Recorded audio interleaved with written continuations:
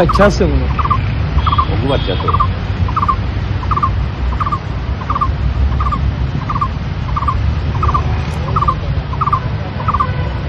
ওই যে কল্লা রাইতো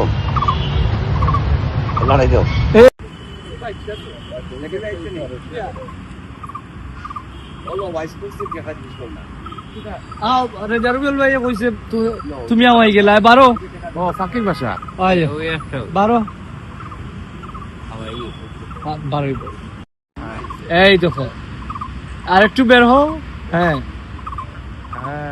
ঠিক আছে আর একটু বের হোক ঠিক আছে।